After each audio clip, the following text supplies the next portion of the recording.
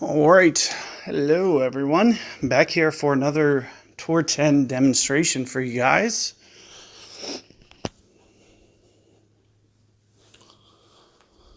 Let's see if I can't grab somebody. Taking a little bit longer than I was hoping.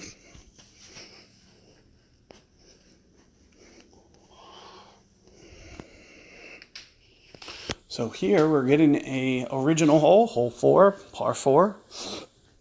I don't have a guide for this yet. So glad to see it come up. That leaves only one left. Now there is quite a few different ways that I play this.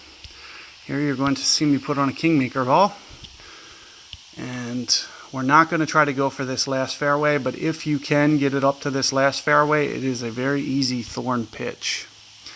But what you're just going to see me do here is, first off, it's going to land somewhere around here. So I need to keep that in mind for how much topspin I'm putting on. So you can see what I'm doing with my spin. This is very close to max epoch 5 spin.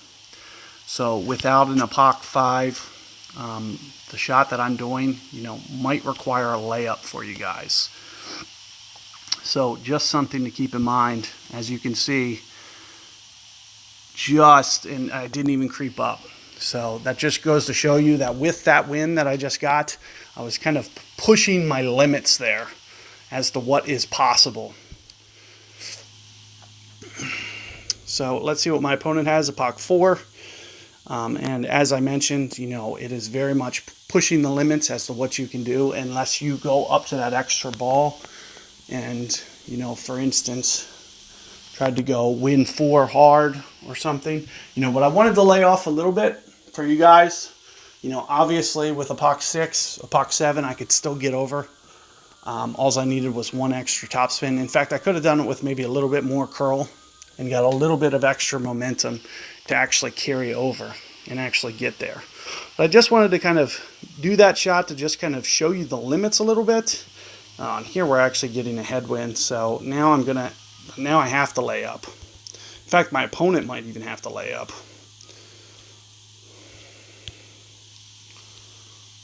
So this hole is obviously going to be a bear, especially when you get this situation where you have back-to-back headwinds. It's really going to make things very challenging for you because there's really no hop shot that hops the river and gets to the hole with headwind. So here you can see my opponent will have to go max and probably only get to the bunker. The only alternative is going to be to topspin it over, but in the case of a headwind, the chances of this getting over and actually rolling up there are going to be very, very small, limited. So you really get yourself in a sticky situation here when you have to deal with these kind of conditions. And of course, keep in mind, my opponent here is pointing down to lower ground. So you do need to be careful of that. And here, even adding some power. I'm imagining with the way that this is looking, it's going to wind up in that bunker on the fly. Oh, even worse, in the water on the fly. So should have just extended to max there.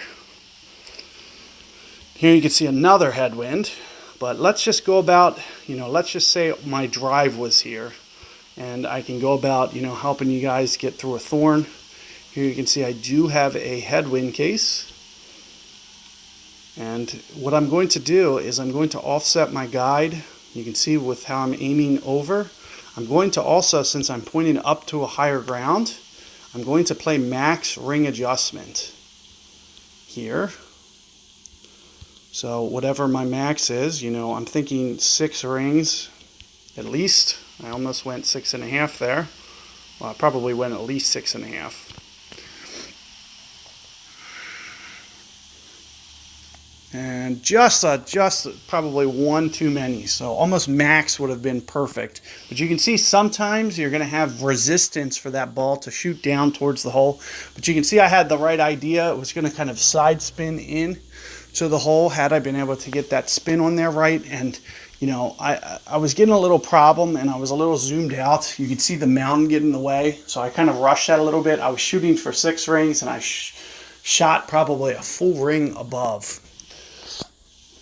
I was probably at least 6.5, 6.7 with that adjustment.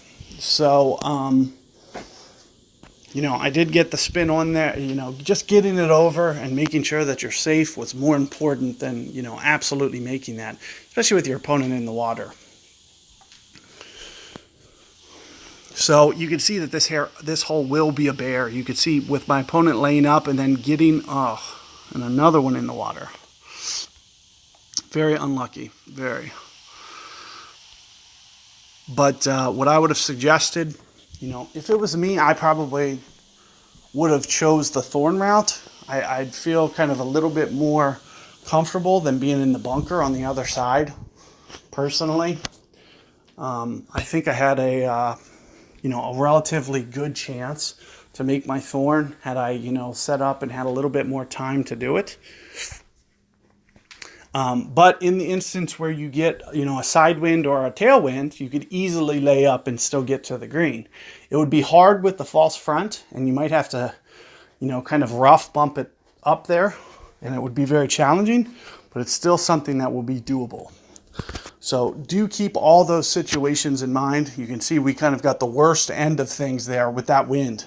But I do want to still post this for you guys just so you have it and can see if, you know, a situation where it might help.